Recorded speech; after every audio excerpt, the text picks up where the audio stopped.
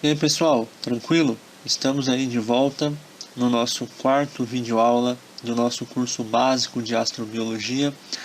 Hoje eu tive problemas na câmera, então para vocês que estão acostumados a ver minha imagem aí no canto direito, não estarei aparecendo nesse videoaula, mas de qualquer forma o assunto é importante, né? Então esses são os tópicos aí que a gente vai tratar hoje. Lembrando que o tema primordial é a classificação dos extremófilos, tá? Vocês já vão entender. Para que você tenha um entendimento mais amplo a respeito do que eu estou falando, né, extremófilo, eu sugiro que vocês assistam os vídeos anteriores, tá? Bom, como vocês viram, eu deixei ali no subtítulo, né, do sistema solar às células eucariontes, né?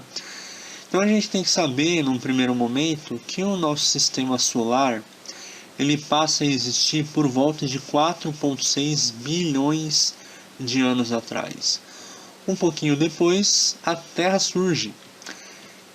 E lá 3,9 bilhões de anos atrás, os primeiros oceanos passaram a existir, né? Depois disso, entre 3,9 a 3,8 bilhões de anos, provavelmente foi o momento em que surgem as primeiras moléculas orgânicas, tá? Provavelmente a partir das fontes hidrotermais, que eu falei no vídeo anterior a respeito das hipóteses de surgimento da vida na Terra, tá? Então, também sugiro fortemente que vocês deem uma olhada.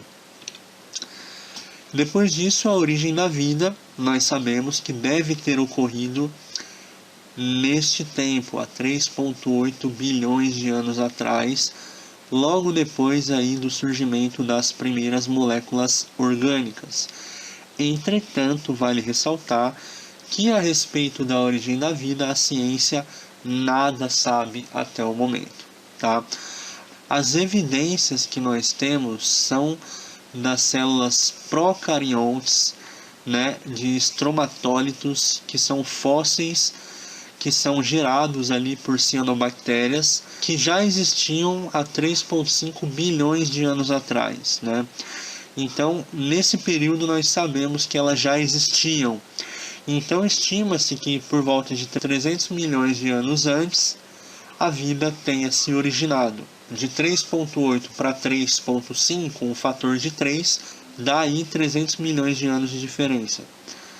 Né? Então, a origem da vida se deu por volta de 3,8 bilhões de anos e as células procariontes já existiam há 3,5 bilhões de anos atrás. Né? E só 2,5 bilhões de anos atrás, que é 1 bilhão de anos depois do surgimento das células mais basais, as células eucariontes, que constituem até mesmo nós, passaram a existir. Mas eu montei aqui essa escala, né, de tempo do sistema solar células eucariontes para ficar mais fácil a compreensão. Né? Então, como a gente falou anteriormente, há 4,6 bilhões de anos atrás ocorreu a formação do sistema solar. Tá? Lembrando que aqui a gente tem uma escala de tempo, né? O tempo inicia aqui no nosso gráfico com a formação do sistema solar. Tem mais coisas lá no passado que eu não coloquei, e aqui em direção ao futuro. E a escala de tempo é bilhões de anos. Então, cada número que você está vendo aqui é correspondente a bilhões de anos atrás. Né? Então, nesse ponto que eu estou passando o mouse aqui, a gente pode ler como 3,6 bilhões de anos atrás. Tá? Então, só para vocês terem uma ideia. Então, há 4,6 bilhões de anos atrás, surge aí o nosso sistema solar. Um pouco depois ocorre a formação da Terra primitiva, né, depois da formação do Sol. Lá, 3,9 bilhões de anos, né, mais próximo de nós, ocorrem aí os oceanos mais primitivos. Né? Entre 3,9 e 3,8 devem surgir as moléculas orgânicas. E a 3,8, a origem da vida, eu pus ponto de interrogação porque a gente nada tem a dizer a respeito disso. Né? Entretanto, a gente tem evidências fósseis aí, como eu disse anteriormente, dos estromatólitos, que seriam, acompanha aqui o meu mouse, essas rochas que são fósseis gerados por colônias de cianobactérias, né? Que são as células mais basais que passaram a existir aqui no nosso planeta, chamadas de células procariontes. Inclusive, essas células que reinaram aqui no nosso planeta durante bilhões de anos, né, e existem obviamente até hoje, elas permitiram o surgimento da atmosfera com alto nível de oxigênio, que permitiu que a vida se proliferasse depois fora da água, né? E os organismos passaram a utilizar o oxigênio como fonte de respiração. E só mais tarde, 1 bilhão de anos depois, é que surgem as células eucariontes, né? Que são as células mais recentes aí da história da evolução, né? As células procariontes, elas seriam os organismos mais basais, né? Mais antigos do planeta, e as eucariontes são as mais recentes. Eu não gosto muito de usar o termo mais complexo, menos complexo, porque todo ser vivo tem a sua complexidade, né? Então, existe essa abordagem de que as células eucariontes são mais complexas do que as células mais antigas, mas eu diria simplesmente que as procariontes são mais antigas e as eucariontes são mais atuais, tá bom? Bom, esses são os 3 domínios da vida que a ciência descreve hoje, né? No passado já houveram algumas diferenças, né? Então tiveram mudanças. Um pouco tempo atrás eram 5 grandes domínios da vida. Hoje em dia a gente utiliza esses 3, que é o domínio da bactéria, arqueia e eucária, né? E aqui na base dessa árvore a gente percebe que tem um ancestral comum. Isso indica que toda a vida na Terra descende de um único ancestral comum. Portanto, a gente pode dizer que a origem dos organismos vivos aqui no planeta tem uma origem monofilética. Mono significa um, ou seja, um ancestral. Não se pode afirmar que uma única célula passa a existir há 3,8 bilhões de anos e a partir desta única célula a vida se ramifica. Na verdade, existe uma interpretação de que, simultaneamente no passado, há 3,8 bilhões de anos atrás, os organismos mais basais simultaneamente passam a existir, né? Simultaneamente não é um só, são vários, né? Então vários organismos basais existiram e a partir destes, que são o que a gente chama de ancestral comum, a vida se ramifica, beleza? Mas o nosso objetivo hoje é falar sobre os extremófilos, né? Então, qual ponto dessa árvore filogenética que a gente está vendo aqui, em qual dos reinos será que existem os extremófilos? Será que alguém tem uma opinião? Vai pensando aí. Bom, os extremófilos, como a gente viu anteriormente nos vídeos passados, são nada mais nada menos do que micro-organismos, tá? Necessariamente micro-organismos que têm afinidade a condições extremas, né?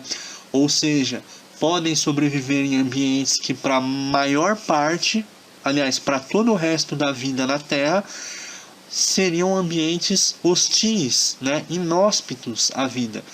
Mas esses organismos extremófilos que têm afinidade com essas condições extremas podem existir aí em ambientes com a temperatura muito elevada, com a temperatura muito baixa, alta salinidade, baixo pH, né? Ou seja, um nível de acidez muito elevado e assim por diante. Inclusive, podem sobreviver até mesmo à radiação cósmica, e a gente vai ver isso mais para frente. Bom, o Parque Yellowstone, né, dos Estados Unidos, é um exemplo desse ambiente extremófilo, tá? E o link dessas imagens que eu estou utilizando para essa videoaula está aqui na descrição. Então acessa, que é muito interessante. Nesse ambiente, por exemplo, existem organismos que suportam, né, essa temperatura de 80 graus Celsius, né, onde a maior parte dos outros seres vivos não suportam essa condição. Na verdade, o mais correto é dizer que eles não viveriam fora dessa condição, né? Então, aqui no início eu disse que eles suportam essa temperatura de 80 graus Celsius, mas na verdade eles não sobreviveriam em um outro ambiente a não ser com essa temperatura e com essas condições, né? Por quê? Porque são organismos que são adaptados aí, de acordo com a sua história evolutiva, a existirem nesse ambiente. Então, se você leva esses extremófilos que vivem nesse ambiente lá no Parque Yellowstone nos Estados Unidos, eles não sobreviveriam em um ambiente cuja temperatura é mais alta, ou a salinidade é diferente, e assim por diante. Então, eles sobrevivem somente nestas condições, tá bom? Bom, e a respeito da pergunta que eu fiz para vocês, a respeito de qual domínio será que os extremófilos estão, a gente pode mostrar aqui nessa árvore filogenética, através dessa legenda, aonde se encontram os extremófilos. Conclui-se, portanto, que eles estão distribuídos em todos os 3 reinos dessa árvore: bactéria, eucária e arqueia. Os hipertermófilos aqui nas ramificações em vermelho, né? Tem uma grande distribuição aqui em arqueia, bactéria. Os termófilos existem também aqui no reino bactéria e arqueia. Os halófilos vivem aqui em eucária, bactéria e arqueia, e assim por diante. Então dá uma olhada nessa legenda e você vai reparar que a gente tem extremófilo distribuído em todos os 3 domínios da árvore filogenética da vida, tá? O que é muito interessante. Mas, se você olhar aqui na legenda, você poderia se perguntar o que são hipertermófilos, o que são halófilos, psicrófilos, né? Então, agora a gente vai dar uma olhada nessas classificações. Os halófilos, por exemplo, são extremófilos que vivem em ambiente de alta salinidade, como exemplo desses micro-organismos aqui que a gente está mostrando, né? Então, o importante para essa aula é você anotar essa classificação. Não precisa marcar o nome científico dessas espécies, né? Você tem que entender a nomenclatura. Halófilos são extremófilos que vivem em ambiente de alta salinidade. Hipertermófilos, eles vivem em alta temperatura, né, onde existe uma variação de 80 graus Celsius a 110 graus Celsius, né? Esses são 2 organismos aí que existem lá no Golfo da Califórnia como exemplo de hipertermófilos. E aí você poderia se perguntar, qual a diferença entre hipertermófilos e termófilos, sendo que os dois sugerem alta temperatura? Bom, repare que hipertermófilos têm uma temperatura específica ali, de 80 a 110 graus Celsius. Os termófilos também, só que essa especificidade são em temperaturas menores, entre 40 a 70 graus Celsius, tá? Com a tolerância máxima de 90 graus. Né? Então, aqui a gente tem um exemplo também de um organismo termófilo, né? Um extremófilo, classificado como termófilo, que vive aí nessas condições de temperatura. Então, a diferença entre hipertermófilo e termófilo são essas variações de temperatura, tá?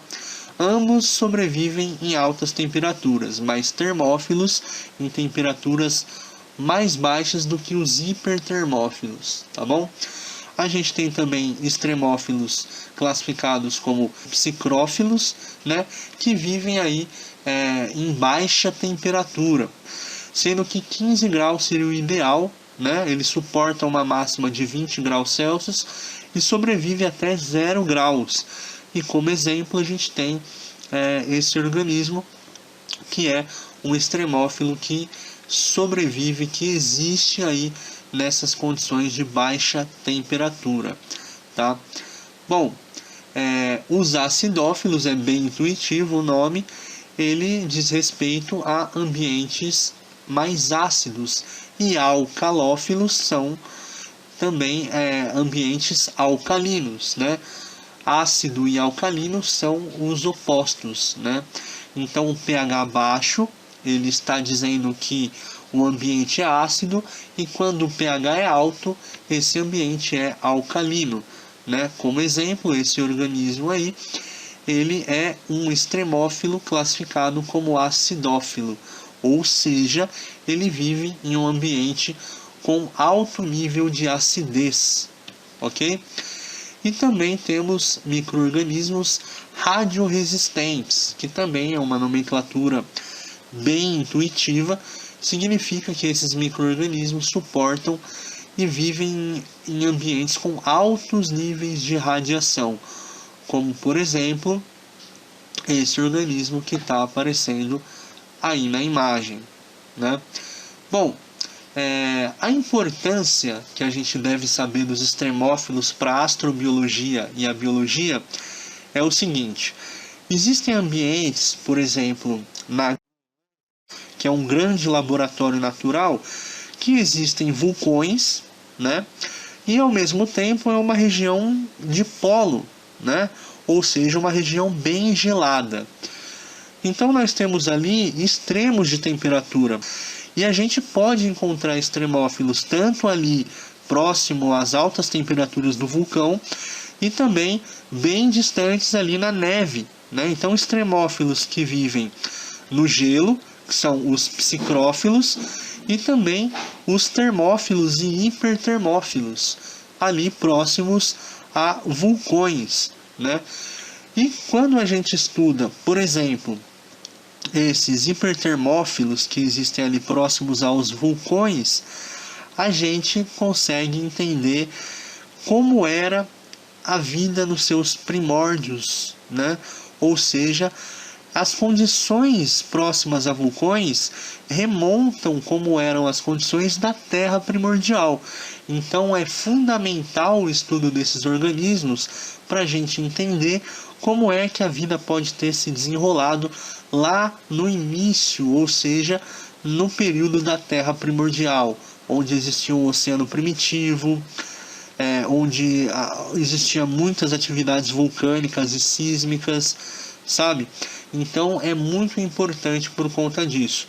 E acaba sendo também de grande importância para a biologia, uma vez que a biologia tem como objetivo estudar o desenvolvimento e a evolução da vida no planeta Terra, tá?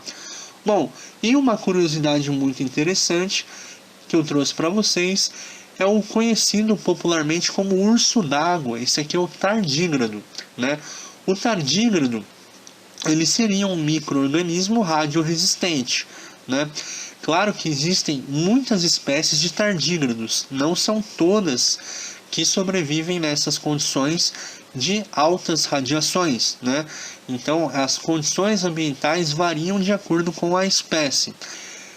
Por o tardígrado sobreviver a essas condições de radiação, inclusive ele sobrevive no vácuo do espaço, né? Então descobriu-se recentemente que esse micro-organismo tardígrado, ele contém algumas proteínas específicas ali nas suas células que protegem o material genético contra a radiação do espaço. Ou seja, ele preserva o material genético desse organismo, o que impede que ocorra as mutações por conta da radiação. E na atualidade, os cientistas, quando eles estudam essas propriedades, né, essas proteínas que preservam o material genético ali da radiação cósmica, eles procuram meios para introduzir essas proteínas em astronautas, para que quando eles efetuem viagens espaciais, onde eles vão estar expostos aí à radiação do espaço, eles tenham essa proteção, essa preservação do material genético. Ou seja, é fundamental esse tipo de descoberta para que a gente, através de novas tecnologias, possa utilizar em nosso proveito, né? Por exemplo, os astronautas podem ficar mais tempo no espaço. Eles não sofrerão mutações no seu DNA se a gente conseguir efetuar esse processo, né? Então, é basicamente isso que eu queria trazer para a nossa aula de hoje. E eu aguardo vocês para a próxima. Então não se esqueça de se inscrever no canal, assistir os vídeos anteriores, compartilhar com os seus amigos e deixar o seu like para me dar uma força na divulgação científica aqui no Brasil. Muito obrigado e até a próxima.